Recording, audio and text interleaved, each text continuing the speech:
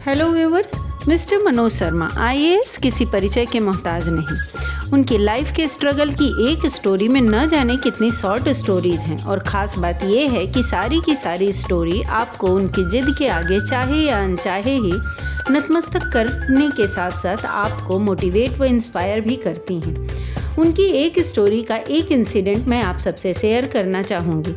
Mister Manoj Vivekananda केंद्र जो कि ग्वालियर में था, टाइम टू टाइम आते जाते रहते थे। बेसिकली विवेकानंद केंद्र स्वामी विवेकानंद के सिद्धांतों को फैलाने में हेल्प करता था। उसका मोटो था मानव निर्माण के साथ साथ राष्ट्र का निर्माण करना। उसके लिए वहाँ के लोग डिफरेंट एक्टिविटीज़ कराते रहते थे, कभी योग तो कभी नुक्कड़ नाटक या कभी कोई ट्रेनिंग एट्सेट्रा। आज भी विवेकानंद केंद्र के जरिए बहुत सारी एक्टिविटीज़ टाइम टू टाइम कराई जाती हैं। एक बार वहाँ के हेड ने 10 to 15 बच्चों को बुलाया। उनमें से मनोज शर्मा जी भी एक थे और उस दिन उन लोगों को एक टास्क दिया गया जिसमें उन लोगों को वहाँ के एक मेन चौराहे पर जाकर सभी को भीख मांगनी थी। बच्चे तो ये सुनकर शॉक्ड हो गए कि ये क्या है, हम तो नहीं कर सकते। बट जो हेड थे उन्होंने कहा नहीं, आज तो आपको यही करना है, आपके पास ना कहने का कोई ऑप्शन नहीं है।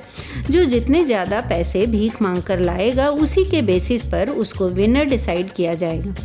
सारे के सारे बच्चे गए, उनमें से 2 गर्ल्स भी थीं और भीख मांगकर पैसे लाए। अब क्वेश्चन ये था कि यह करना ही क्यों था, क्या ज़रूरत थी?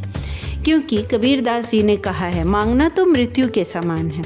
फिर कुछ बच्चों ने हिम्मत दिखाई और इस क्वेश्चन को अपने हेड से पूछा तो उन्होंने बड़ी ही आसानी से आंसर दिया, मुझे तुम लोगों के अंदर जो ईगो है, जो मैं है, उसको हटाना था, नथिंग एल्स। और इससे अच्छा आपके पर्सनालिटी डेवलपमेंट के लिए कुछ हो ही नहीं सकता था। डियर लिसनर, अब यही चीज़ मुझे आपसे कहनी है और आपको अपने बच्चों को भी समझानी है कि ईगो किस बात की करनी है, मैं में क्या रखा है।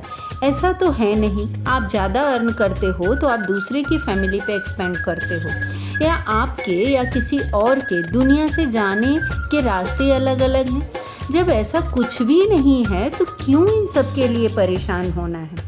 क्योंकि मैं सब जितना छोटा है मीनिंग उतनी ही बड़ी और इसके साइड इफ़ेक्ट तो उससे भी बड़े। तो क्यों ऐसी चीज़ अपने पास रखनी है जिसके फ़ायदे कम नुकसान ज़्यादा है?